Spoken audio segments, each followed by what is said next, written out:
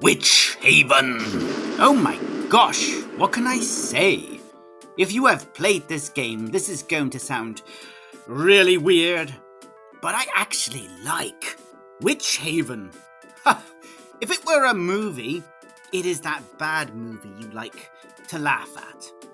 A real guilty pleasure. Now, let us get into why I like this game. Let's start with the graphics. Look at it. What a nightmare trip this game is to look at. A fever dream of wacky pixels flying and soaring all over the place. Look at this. What is it? A dark abyss to nowhere? Amazing! It all feels and looks so odd and empty and almost liminal space. Like there should be more going on, but it is all dead and abandoned. You have to be careful where you walk. There are cracks full of fire you won't see, and pits of death you will miss, and nooks that lead to different sections of the maps, all of which are vast and very maze-like, and you could become stuck very easily, very stuck indeed. I think some players new to Witchaven will hate the labyrinthine zones that comprise pretty much every environment you enter, but you know, it didn't bother me. Now listen, I'm not a great gamer. Games like Hexen back in the day gave me a headache. But I figured out Witchaven, and I was able to make my way to the end. Now, let us discuss monsters. There are a myriad of beasts, ogres, trolls, and magical beings, and goblins. Oh yes, this game has goblins in abundance. These little fellows come in two varieties, brown skins and green skins, and they hate one another. Oh yes. Find these pesky creatures together in the same room, and they will fight one another to the death, which is a fine thing because they are everywhere, all over every single map. Goblins. Goblins, you will be sick of the sight of them. So just let them whittle one another down. Let them fight it out until there are just a few stragglers left. Then move in and pick them off. You also have to fight evil warriors, dragons, and the most annoying of all, the spiders. Oh my gosh, they are so hard. No, awkward to kill. I hate them. You have to crouch and back off as you strike with the sword, or if you can shoot them with arrows, if you can get the arrows to hit them. Horrible stuff. Then there is the final villain, the witch.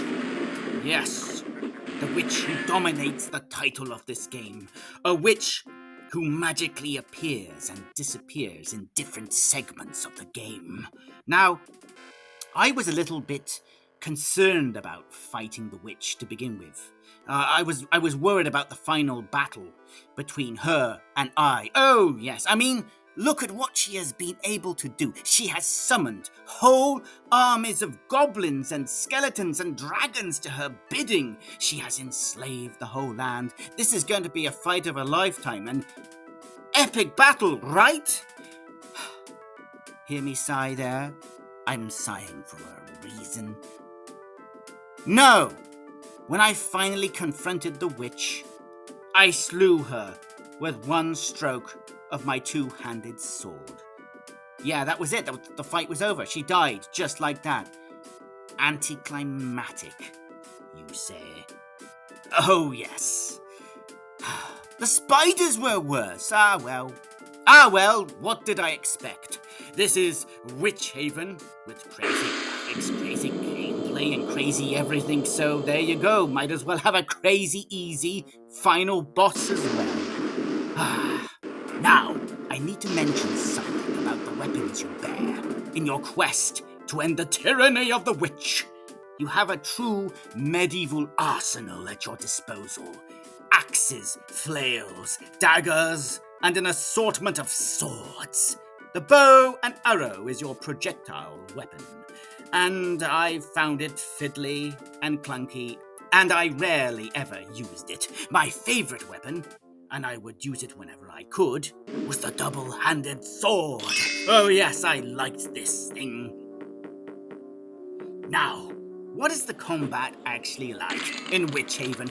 For me, combat was clunky and yet satisfying, especially when you grew skilled enough to kill an enemy with one stroke of your sword, smashing the monster over the head. Yeah, it makes you feel real tough. Each to their own. I think some people will not enjoy the combat in this game. Like everything else in Witchaven, it is all rather odd. In battle, you have to sort of navigate the enemy, watch their moves, go up to them, take your hit, and then double back. Never stand in the same spot, or they will pommel you to the ground, and it will be over. You have to sort of keep going in and out, hacking away at the foe before they fall. Yeah, like I said, clunky, but for me, satisfying, especially when you got the hang of it. I'm gonna have to repeat myself, but the double-handed sword, smashing a troll over the head, and it falls down dead in one go. It was great. I enjoyed it. Witchaven also has light, and I mean very light, RPG elements. You can upgrade your character, you have to collect potions, and your weapons will eventually fray and break over time. To be honest, I found it really annoying when your weapons broke, but it added an element of caution to the game. You had to take care of what you were doing. Organize your stock of weapons. Keep your heavier swords in reserve for the nastier foes. When I play Witchaven today, the game feels like a fever dream. Weird, empty, liminal space. I think it is nostalgia on my part. Yeah, it's gotta be. There are two final things I need to mention about Witchaven before I forget. That damn jump scare! What's the point in that? Oh, I don't know, just one of the many mysteries of the game, I suppose. And oh yes, you cannot quit out of the game if you are standing on a bridge. No, you can't quit the game. It won't let you quit. You're stuck in the game. It literally won't let you leave. How amazing is that? I played this game back when it came out. It was Doom, but with swords, and I liked that. Gamers who have never tangled with the wacky world of Witchaven before will probably dislike this game. I'm guessing, I don't know. However, if, like me, you do happen to like Witchaven, there is a game out there that is very similar and might be worth your time. It is called Arthurian Legends. Please, check this one out. It has a familiar look and feel to Witchaven, only Arthurian Legends is better. Better visuals, better gameplay, map design.